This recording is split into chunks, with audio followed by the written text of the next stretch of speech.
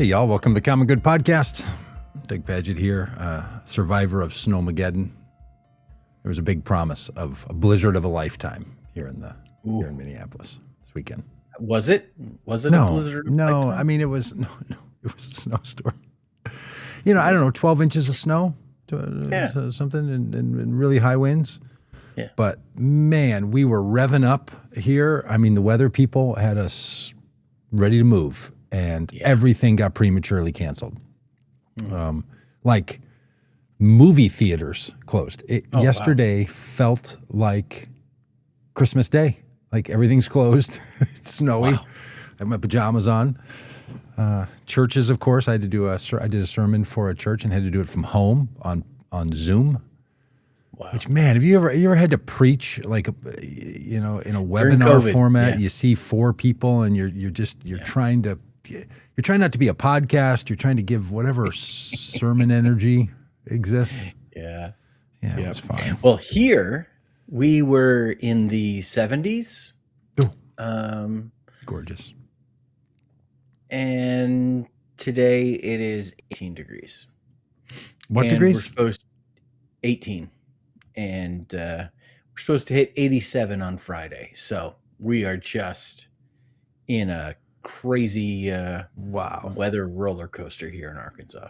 Yeah, we had a bit of that. The weather got really warm, so the tulips, my neighbor's tulips, started coming up. She was out there, she's like, "Oh, look at the tulips. This is on Saturday." I'm like, "Man, those tulips are going to get crushed by 12 inches of snow." And she goes, "Oh, they're tough."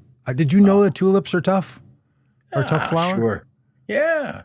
I mean, there's a whole theological system based off of them. So, which is not tough. It's just crazy. Yeah, no, that's not theologically Vanessa's tough. very nervous about Nuttyville. Whether or not our garden will survive. Many plants and flowers and whatnot trees had budded out, and nervous the wisteria isn't going to make it. Yeah, well, they can get tricked. And then they freeze. So anyway, but now it's a big blue sunny day, a little bit cold, so much snow. Everything is blindingly white outside. It feels that like you're driving in your car and you're getting a bit of an eye headache because it's just so bright. Airline flights are postponed and canceled and everything. Yeah, my son Calvin was here for the weekend, and his flight. He's headed to Columbus, Ohio, and it has been canceled multiple times and changed multiple times. Crazy. Yeah. Which honestly, to complain about airlines is one of my favorite pastimes. I do it regularly, especially my chosen airline of 25 or 30 years, Delta Airlines, previously Northwest Airlines. Probably the best airline in America. But I can still find fault with them on every flight, for which I will be on one tomorrow. So I will critique them regularly. Where are you headed tomorrow? Down to Marco Island, Florida, down to the southern office. Yeah, our grandson is 6 years old, and he has a spring break this week. His mom had to travel to Florida. I'm going to go work down there I'm going to be down there for almost 2 weeks. Oh, wow. Yeah. And like 3 days with him, like, his mom takes him on Thursday. Don't tell him, but they're going to Disney World, and he doesn't know it. Shh. We should keep secrets from kids. That's right. That never goes bad. And then I'm going to be I'll be in South Florida, and our time with Good Force One down there is going to come to a close at some point. It's going to have to. That's right. It's going to have to turn north and come up here and put its superhero outfit on and get wrapped and get out on the highways and the byways of this great, formerly great nation. So once again, we can flip Congress to stop Donald Trump and his harmful agenda. It's shocking to me to know that 6 years ago was the COVID shutdown happening right now. Yeah. Like we were in, this was it. This was 6 years. Yeah. 8 years ago, we were on the road, first time for Vote Common Good. That feels like 8 years. I tell a story. Like a long time, man. Yeah, that we've suffered under Donald Trump's painful, abusive nonsense for a decade, really, because he was wreaking havoc long before. Yeah. We got out on the road. More than a decade, he's been When I- damaging the when I soul s- of America. when I start my stump speech for my campaign, I tell two kind of bookend stories. One is about our first time out on the road in 2018 to flip Congress, being out on a bus, and came home for a weekend, and then was meeting up with the bus again on Monday, and headed to the airport. And Vanessa took Whimsy to preschool that day. She was 4 years old at the time, and said, "Oh, if Whimsy's not, she's kind of out of sorts today. Your dad is heading out on a trip." And her teacher asked her, "Oh, Whimsy, where is your dad going?" And Whimsy said, "He's going to fight Donald Trump." And then a few months ago, I was headed to the airport to be with you to do some vote common good planning, because once again we have to flip Congress to stop Donald Trump. Good Lord. And because time is a flat circle, apparently. And was headed to the airport, and I said to Whimsy, who's now 11, I said, "Oh man, I'm so sorry, I'm going to miss your last soccer game. Mhm. I haven't missed a game all season, so bummed about this." And she said, "Dad, defeating Donald Trump is more important than my soccer game." Man, she has drank the common good Kool-Aid. And Has she oh yeah, not? yeah, oh yeah. And I say in my stump speech, I say there's something great about this, and there's something terrible about this. The great thing is that Whimsy gets it, and the terrible thing is that Donald Trump has been a part of her entire life. Yes, yes. A poor little 4-year-old girl that's now 12 doesn't have a period of time where a man who's accused of the assault that he's accused of, the crimes that he's convicted of, and his inability to uphold the honor of the office. Yeah. So this is what we're dealing with. What else would we have to do? Hey, I watched a bunch of reporters that I watch, especially people that are on that are on CNN. I've now found their way over to Instagram because I'm not watching any cable news hardly at all anymore. I can't. I used to watch that stuff so much, and after 2024, I'm just like I can't. Yeah. And my lovely wife just brought me lunch, so I'm gonna Are you gonna eat a sandwich. I'm gonna eat a sandwich while you tell this story. Are you gonna eat a sandwich while on the podcast?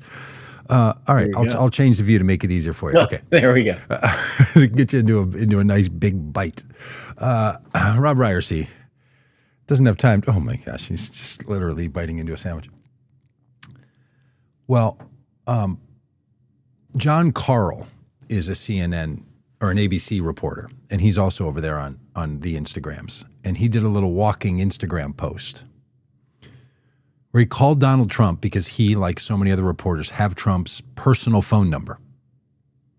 So he just was texting him and said, "I got some questions," and then called him, and Trump answers. And you can watch John Carl recount this story yourself.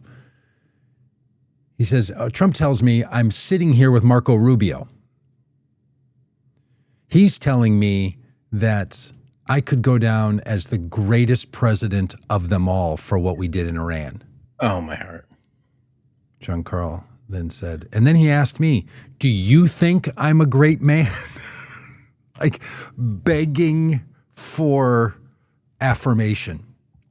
This is the president of the United States sitting with the Secretary of State while the United States is involved in a war, taking phone calls from a reporter and chit-chatting for 20 minutes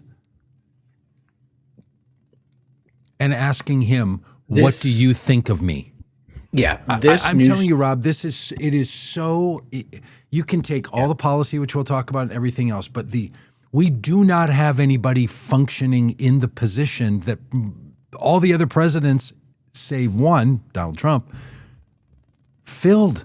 He's just an old man chit-chatting with reporters on a Thursday afternoon for 20 minutes. There are stories told that the chief of staff for a president can't squeeze in 6-minute meeting for the CIA director. And he's just sitting there in the Oval Office on his cell phone, chatting it up with Marco, talking to John Carl, who then he goes on to say, write about John Carl, terrible reporter, nobody listens to him, fake news, but Yeah. spends 20 minutes asking him, do you think I'm a good man? Do you think I'm going to be one of the greatest? What do you think of what we're doing in Iran? Isn't this spectacular? It's just, it is truly, it was the most disturbing thing that I saw this last week. And John Carl's point was, and there's reporting that many, many reporters have his phone number. Yes, So this was this was a one news call. this was a news report this week that many reporters have his phone number, and they trade the phone numbers of people. Like, hey, I'll give you a Netanyahu and somebody else if you'll give me the Trump number, and then he answers the phone. Yes, Doug, I've got that. I had to turn it off because I spent the morning. This morning, I took a friend to have a minor exploratory medical procedure because he's now 51 years old, and that is one of those things you need to do. And so I had to. I knew the place where he was having the procedure would call me and tell me that it was over, so I could go pick him up and take him home. So I turned off the function on my phone that an unknown number doesn't ring. Huh. Donald Trump apparently just anybody can call him. Answer the phone. Deeply disturbing. This is the president of the United States. Yes. Come on. Yes. This is not, the excellent show Death by Lightning, which was a really fantastic show. And it had, talked about how President Garfield would meet with regular Americans. There was a window of time, and people would, line up and get in the queue and want to talk to him. But it was a window of time where he would set aside. Apparently, Donald Trump is just like, hey, you can interrupt. He is sitting in the Situation Room, taking calls. Yeah, I saw a Twitter thread this morning of a reporter recounting her conversation with Donald Trump. This is not. No. This is not journalism. And B, this is not the way the president of the United States should function. And I don't know which is the more disturbing story from the weekend. Is it that seemingly everybody has Donald Trump's phone number and uses it, or the shoes story? We've heard the shoe story. Do you know the shoe story? Well, no, but I did see a clip that was something about a shoe and a pulled up pant leg, and then I was thinking about which box does he keep those slacks in? No. And this is the thing. I didn't watch Donald Trump apparently there's a pair of Floorshine. Oh, Floorshine. Yeah, I saw something about Floorshine. Okay. Shoes that he wears. They're like $145 pair of shoes. He wears them. He likes them. He has apparently purchased these very shoes for members of his cabinet and inner circle. And like he bought them matching sneakers, but in Floorshine style shoes? But he guesses their size and orders them and have them sent to him. And apparently Marco Rubio's shoes are way too big for him, and he keeps wearing, and all these cabinet members are too scared not to wear the shoes. Yes. No. Yes. I will text you a picture. Oh my gosh. It's just, again, while describing our military actions, putting our soldiers and innocent people in Iran and the United States in the crosshairs of death, he pauses and says, "What do you think of the new curtains?" The man, it is... And apparently they're going to change the amateur columns on the and White so House. dangerous at the same time. It's so hard to wrap your head around what is going on a daily basis. Yeah, and apparently, Donald Trump really, and while I rant about this, you can check your texts and see Marco Rubio wearing the shoes that don't fit that Donald Trump bought him. And, while we are prosecuting a war, we have record-setting a record-setting affordability crisis. We have major, major issues in the United States that need to be solved. Yes. And Donald Trump is buying shoes. He's taking phone calls. And he's worrying about the style of the columns at the White House. The styles of the columns. Yeah. And apparently, we're probably going to spend millions of dollars replacing the columns at the White House because he wants a Corinthian style column. Incredible. What's a different style?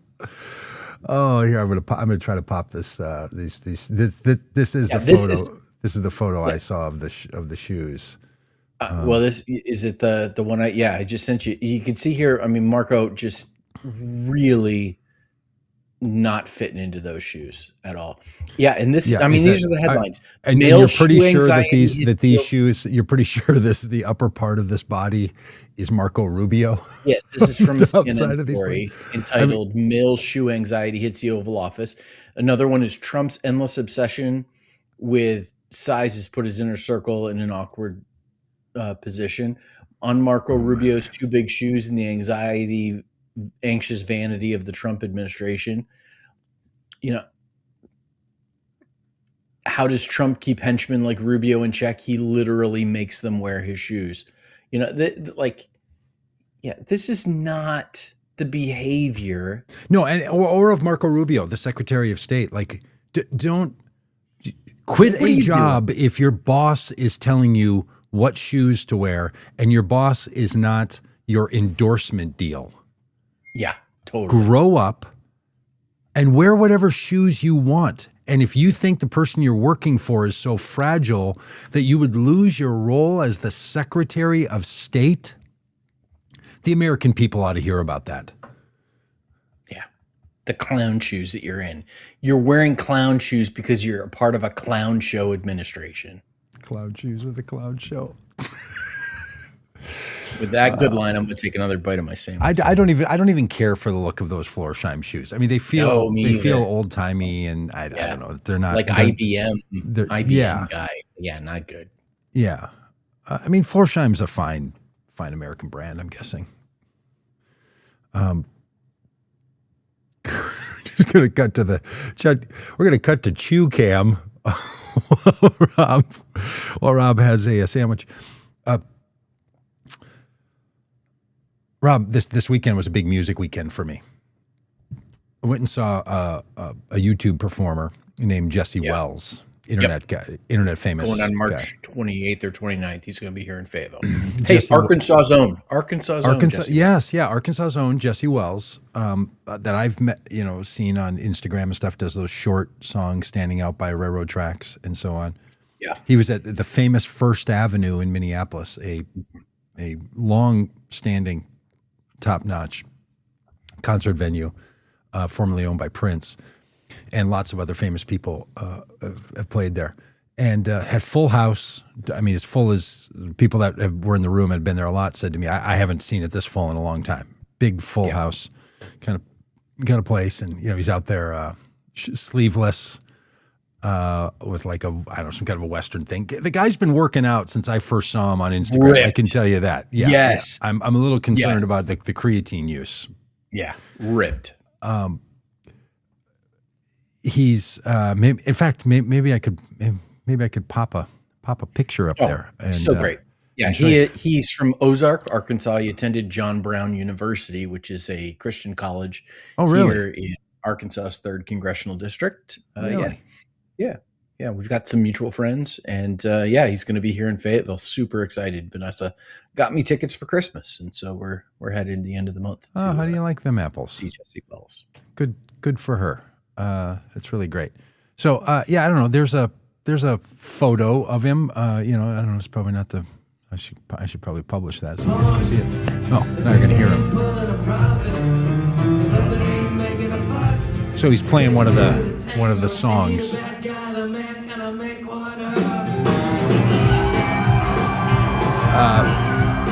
But it's pretty great. He's got a full band. Oh, I'm not sure people saw that. I think it was in preview mode there. Yeah, they did. They did? They did. Okay. Mm-hmm. Okay. We're back. I'm trying to get out of preview mode if people want to know what's going on in the background back here. but pretty great. He's out there, a little bit of a 70s vibe, a little bit of Bruce Springsteen with a big flag behind him, but kind of grabbing the American story, sort of a bit of Bob Dylan, a bit of Pete Seeger, that tradition, and was pretty great. And then Saturday I had a concert. I was in a one-time performance band. We had a 30-minute set. It was crushingly great. And then an open mic. I saw the video of that. You were killing it. Yeah, it was a big music weekend. Really, really super fun. I got to play my guitars that I own and all that stuff. Made my weekend busy. Yeah. Donald Trump has more free time than I do. This guy just goes golfing. He just chit chats with people. He just strolls around. Honest to goodness. How is he wreaking such havoc on the American people at the same time? It's quite remarkable. Yeah. Because during that call with John Carl that I referenced earlier, John Carl said, we're about to make an announcement about something we're doing in Iran. And then he goes, check now. Check my Truth Social right now. So he pulls the phone away and goes to Truth Social, and Trump had just posted something 1 second ago. So not only is Trump sitting in there with Marco Rubio on speakerphone talking to a reporter that he says is fake news, but he's writing social media posts with his skinny little fat thumbs. It's just, it is so bizarre to think this is the behavior of the president of the United States. Yeah. Oh, okay. I just had to get that. And Doug, I've been mad since Thursday or Friday when I saw that. Absolutely. It's just the latest thing to be mad about. And, I think the big question right now is the intrigue having to do with some of the other world leaders that are a part of this conflict in Iran. Is Benjamin Netanyahu alive, or is he being? Oh, Doug, where? I don't follow the Drudge, and I don't get on Twitter, so all that kind of rumor mill stuff, I miss all of it. Yeah. There's questions on whether or not Netanyahu is alive. There's been video posted, proof of life videos, which seem to contain a lot of characteristics of AI, including 6 fingers in one of the videos. So much so that a second video was posted where Netanyahu was showing his hands, that he only had 5 fingers on each hand. And then, the new Ayatollah apparently is on life support and intubated. And, it's just, what are we doing here, folks? What are we doing here? And Donald Trump is like, we might bomb it for the fun of it. Have you seen this quote? It's just we might do some more bombing for the fun of it. Iran apparently wants to enter, ceasefire discussions. Donald Trump's like, no, I'm kind of having some fun bombing you. For $1 billion a day in munitions that are going to have to be replenished? Yeah. And, all of you, Republicans who like to talk about fiscal responsibility and how are we going to pay for it? How are we going to pay for it? Yeah. Short of you admitting that MMT, modern monetary theory, is actually the way the federal government works. How are we going to pay for it? Mm-hmm. Yeah, don't seem to. And I don't ever want to hear we can't afford healthcare. Right. We can't afford housing. We can't afford SNAP benefits. We can't afford Social Security. We can't afford Medicare, Medicaid. We can't afford education. We can't afford it. Please. But we can afford to bomb Iran for the fun of it. For the second time. Because Donald Trump has taken a pause from being on Zappos.com ordering shoes for everybody to bomb another country. Utterly ridiculous. It is utterly ridiculous. And there's no plan, again, on Iran. Look, you could disagree or agree with the United States intervening in Iran. I think it's nonsense. I think it's totally ridiculous. Imagine people can make arguments. But this one doesn't have a plan. There isn't one. I am willing to be wrong about this, and I am willing to be corrected. But this talk about how for the last several decades, 40 years, 47 years, 50 years, whatever it might be, that Iran is the biggest state sponsor of terrorism. Okay. Certainly the taking of hostages in 1979. Okay. Thinking about other terrorist events that have taken place in the United States, I'm really having a hard time thinking of the ones that have been directly connected to Iran. Now, I know there was a bunch of guys from Saudi Arabia that, flew planes into the World Trade Center and the Pentagon. I know that Trump has business deals with those same people. Yeah. I'm like, funding Hezbollah, funding Hamas, funding the Palestinian Islamic Jihad, funding the Houthis in Yemen, and the Shiite militias in Iraq are the kinds of things that this crowd says that's what Iran is responsible for. Like that somehow they're the bankrollers. Listen, and I'm not saying that I'm not saying from Russia. Yeah, I'm not saying that the Iranian regime is good and does not need, does not need to be replaced, because it's not. But can we be just intellectually honest for a minute about what is actually going on here? It's not that this is like the most pressing, imminent, existential threat to the future of the country. No. And we've got to do something about it. We are doing the bidding of the government of way Israel. that this military excursion is being executed is evidence that this administration does not know what it's doing. And when in military terms, the phrase "this war is an excursion" is normally used as a derogatory phrase about the activity of the war. Yeah. Donald Trump uses it himself. We just made a little excursion. Yeah. Really. The most expensive war we've been in a long time. 6 or 7 people are already dead. More people from the United States, thousands of people in Iran are already dead. And you're referring to it as an excursion with no plan. Yeah. Maybe we'll be done. Maybe we'll stick with it. We're going to go a little bit out of our way so we can stop at Buc-ee's. We're going to go a little bit out of our way so we can bomb Iran. It's ridiculous. And then I don't know if you saw it, but the Defense Department put these videos that were like Grand Theft Auto interplayed with bombing of Iran. Just the unseriousness of everyone in this nonsense is just startling. We have been told that when you reach a certain Rubicon in this country and the military kicks in, people get damn serious in a hurry. Not this crowd, not for a minute.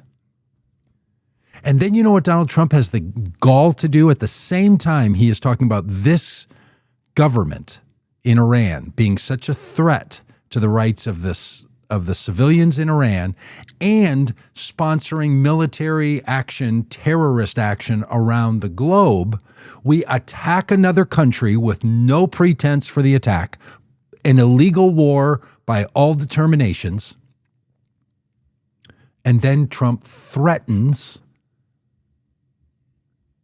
United States journalists with treason if they report things that he doesn't like about his war excursion. This is the kind of thing, again, that every Trump supporter I know was so terrified Biden and Kamala Harris and Barack Obama and Gavin Newsom and J.D. Pritzker. This is what those people are going to do. They're going to start rounding up and charging journalists for not sticking to the official line. This is after Pete Hegseth, as the director of war, started out by saying, if you're going to report out of the Pentagon, you have to report the things we tell you to report. A loyalty pledge. Then Trump threatens journalists with treason. I really hope we're on that list. My life could use a little pep. A treason charge? Yeah, there we Doug, go. Doug, Let's snuggle on up to Pam Bondi bringing a treason charge. If we had know Donald Trump's phone how number, good she would we is. call him live on the air? What's that? If we had Donald Trump's phone number, would we call him live on the air right now? Well, first of all, you know what a reporter should do? Put his number out. So he has to cancel it and get another number. And then when that one goes out, publish that one. Just anonymously spread these so he can't sit around chit-chatting with the fake news and wasting his days asking, do you think I'll be the greatest president of all time? Yeah. It's just... Yeah, we should play the game. Everybody who's listening, put in the comments who's the most famous person whose number you have in your phone. Oh, yeah. I don't feel like I have very many famous people. You have any famous people? No.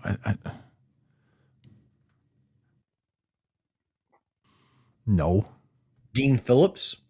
Is he famous? I don't know. Is he? I don't know. Who Amy I don't even Klobuchar? know Do you have Amy Klobuchar's number? Whose number?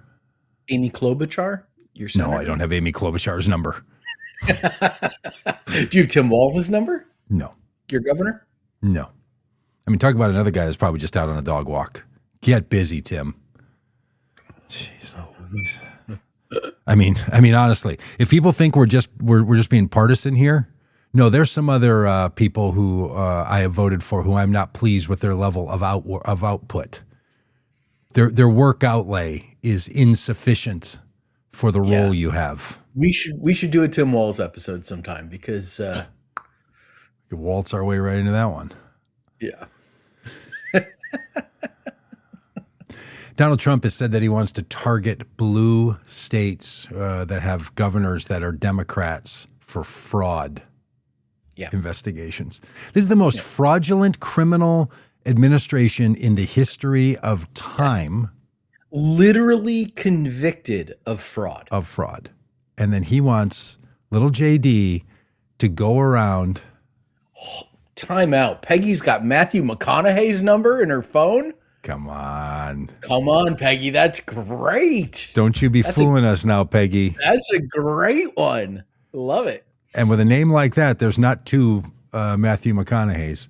Peggy, we'd love to see. Hey, look, if Matthew's up for a chit chat,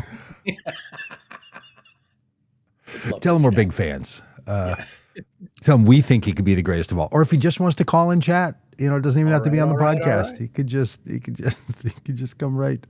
We could just shoot the breeze on a Thursday in the afternoon. Hey, targeting blue states with fraud. And Trump is really pressing John Thune, senator, head of the Senate, that he really wants this SAVE Act to pass. And John Thune is like, we don't have the votes and I'm not doing it. Do you think Thune will stand up to it soon enough? Or do you think you think he'll eventually cave and somehow a bunch of rules will kick in, federal rules will kick in before the election in November? I don't know. I think, I don't know. What Donald Trump is threatening to do is to not sign any bill until the SAVE Act. The SAVE Act gets passed. Yes, please bring the gridlock. Be awesome. And the SAVE Act, super controversial. Lot of information and misinformation about it. You know, I fundamentally, number one, can we all agree that we want elections we can trust? Mm-hmm. Absolutely. And I think that just philosophically, we ought to make it easier to vote, not harder. What the SAVE Act does is it makes it harder to vote. Yeah. Requires additional paperwork for registration, requires proof of citizenship, which a driver's license in I think all but 4 states does not include on the driver's license. So you have to have something like a passport, which costs money.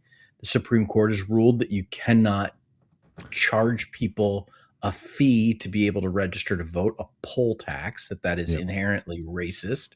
And more than half the country does not have a passport. Passports cost money. That, like, even if this thing passes, it's going to be struck down by a court. It's not going to be implemented. But what it does is it makes it harder for people to vote, disenfranchising people who don't have passports, disenfranchising women.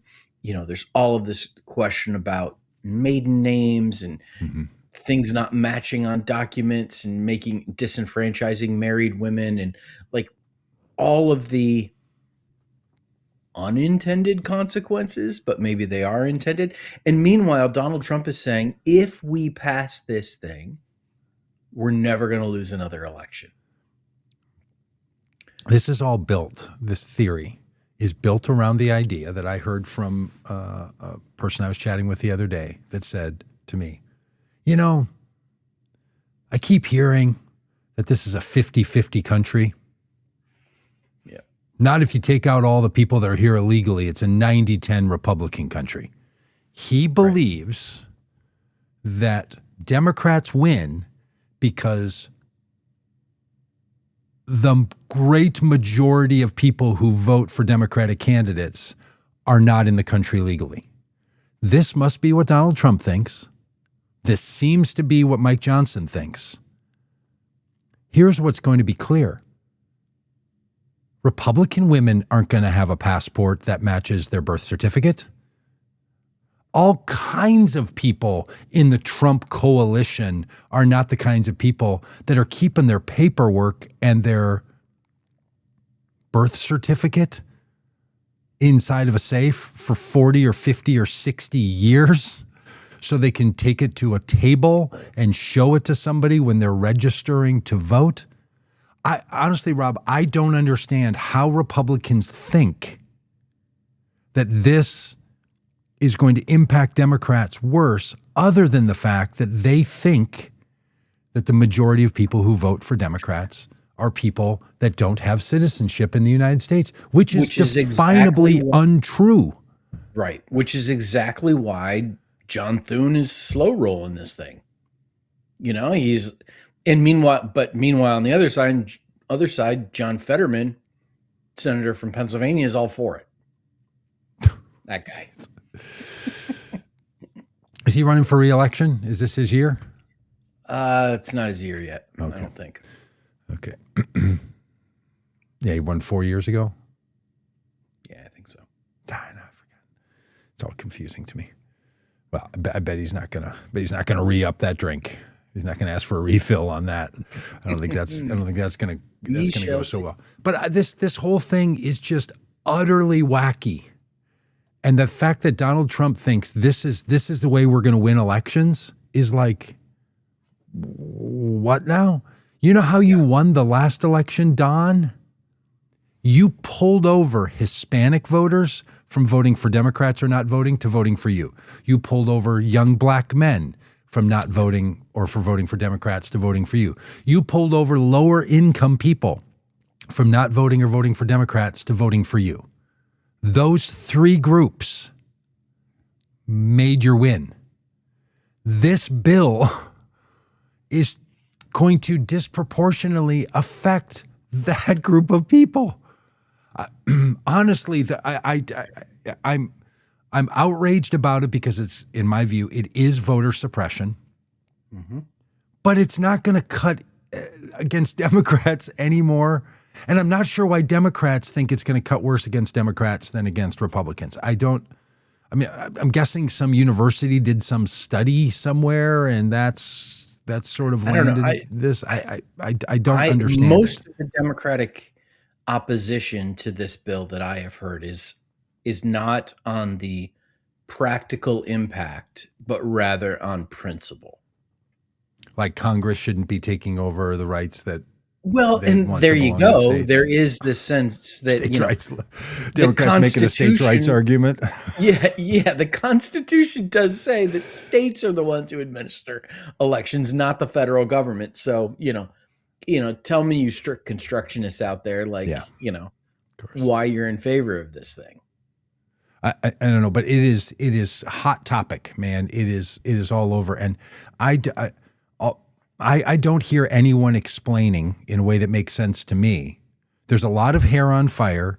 There's a lot of high level of worry. There is Trump saying this is number one, point number one, which makes somebody like me thinking, well, then I'm on the other side of it, just clear as a bell. Right. If Mr. Florsheim is all for it, I'm thinking, well, there's some problem here because this guy doesn't know.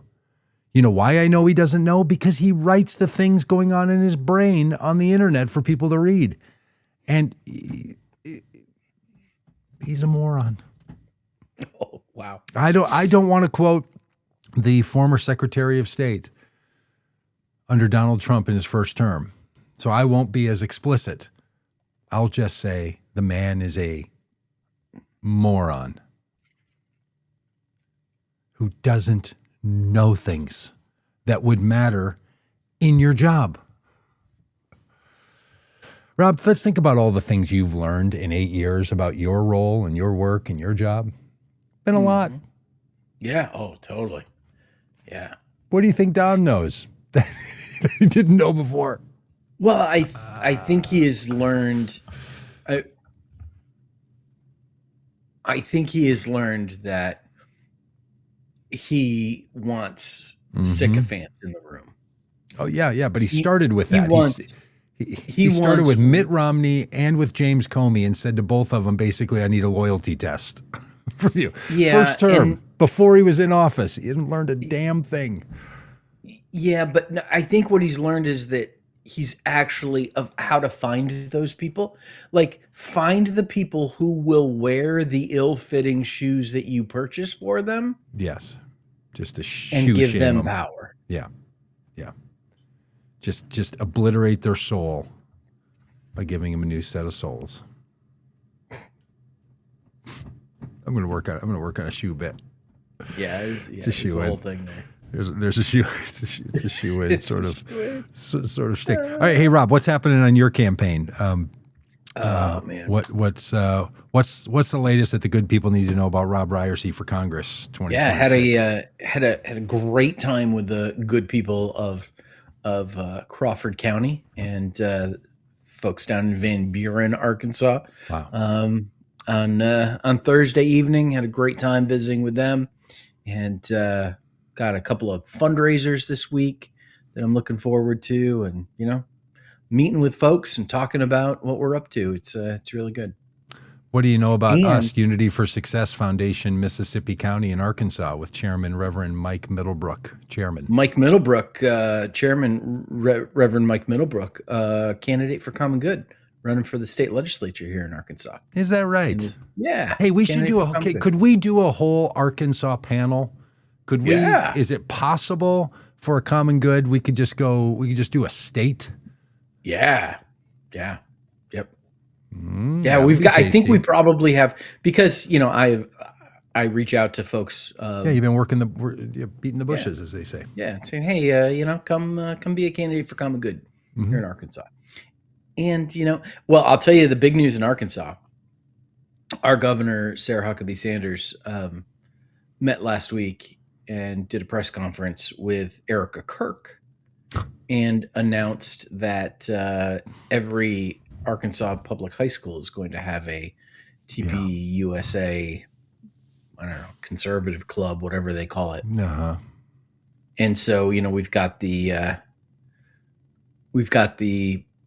the influx of Christian nationalism even stronger into Arkansas public schools. And it was here in Arkansas where Erica Kirk made the now infamous statement that, if you are a young white male man, you should stand up for yourself and don't let anybody push you around. Don't let them discriminate against you. A couple of things I'm confident on. Marco Rubio's feet are never going to grow into those shoes. Yeah.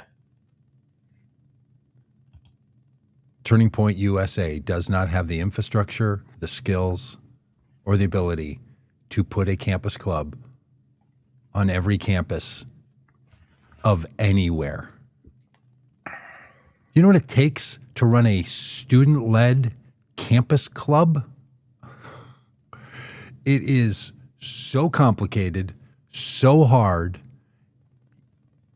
It's nothing but a fundraising grab. They will never do it. They will say governors will come out. They will try to raise a bunch of money. They'll put a bunch of staff together. And then you know what somebody's got to do? They got to go recruit a high school kid in every school and a faculty sponsor. And then they've got to get a bunch of kids to come. And then they've got to deal with a lawsuit that's going to be filed because of the way that Turning Point USA has decided to run these campus clubs is actually in violation of students' rights to run a club. It's never going to happen. And here's the big thing. They don't need it to ever happen. They can have meetings with governors and raise a bunch of money. Yep. I saw a news story. It looked like a news story. I don't know if it's true, but there were two people who were founders of Turning Point USA.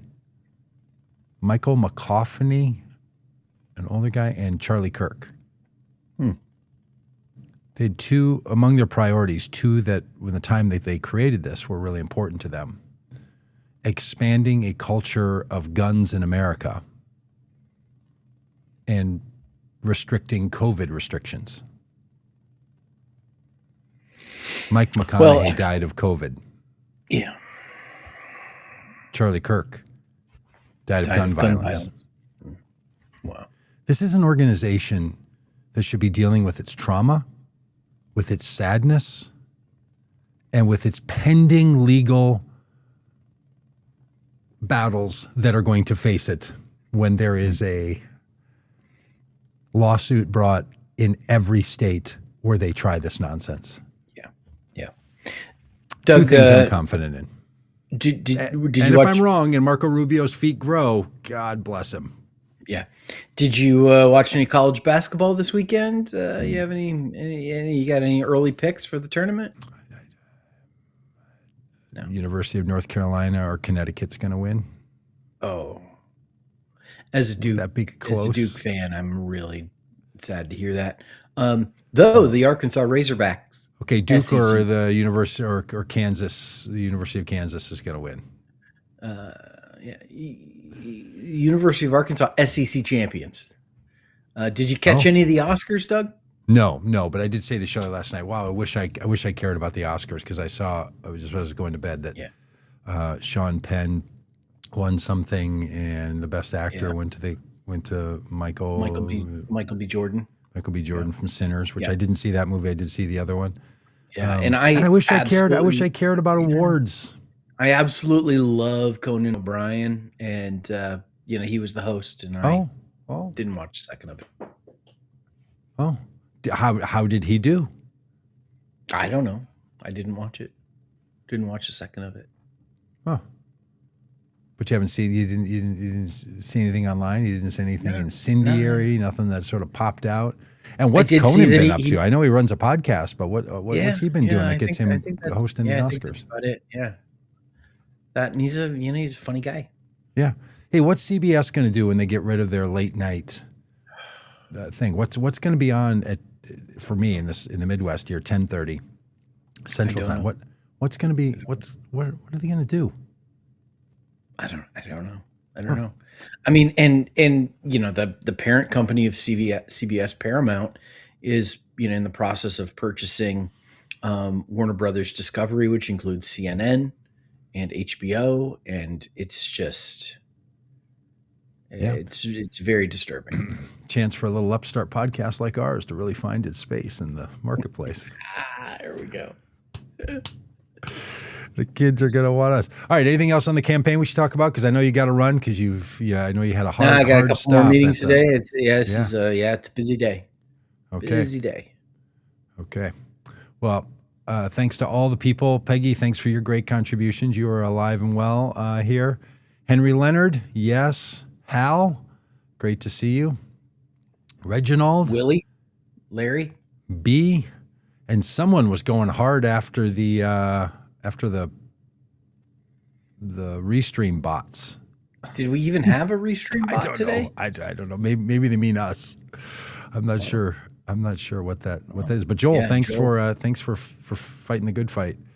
Yeah, we often get the Restream bot that hits us with but yeah, and the Twitch bot, because sometimes we're over on Twitch, and so Twitch is where we really get it laid down. Yeah, and also we had and C King for AR, that's Courtney King, another candidate for Common Good running for your state legislature here in Arkansas. I'm telling you, we're going to move them right from commenters right onto screen. Just coming out of the woodwork. Maybe we need to run it. Well, should we do it virtually or should we do it as a town hall somewhere in Arkansas? We got Arkansas candidates for Common Good just all over the place. Or should we do our Vote Common Good Arkansas focus like virtually, or should we be in town and in person? Yeah, I don't know. What do you think? Figure it out. Okay. like Trump's war plans. I don't know. Why would you ask me that? I don't know. We'll figure it out. I mean, we don't have to pick that yet. We don't have to decide. Doug, you need some new shoes? No, good. Do you think he would guess my size 17 foot? I think he would guess small for you. Yeah. I think he would go 13s. I wonder what size Barron wears, because he's like 6'9", so Donald Trump has no idea what size shoe. No idea. No. He's never bought him a gift. No. I bet all those kids are like, old man's buying other people's shoes. I mean, I used to get shoes from the nonprofit that he said he ran, but I never got one from him. You think he's ever tucked the grandkids in for bed? Do you think he's ever? I'm like, does he have like a rewards, program? Is he getting points for all the shoes he buys? Oh, maybe. And like, if I buy Pete Hegseth some shoes, then then I finally get my own free pair. Yeah. Is TDS the TDS channel? Does that mean the Trump derangement syndrome? You think that's what that means? Yeah, probably. Yeah. I really wish it was. Oh, that'd be fun. We ought to rebrand. But Trump is deranged.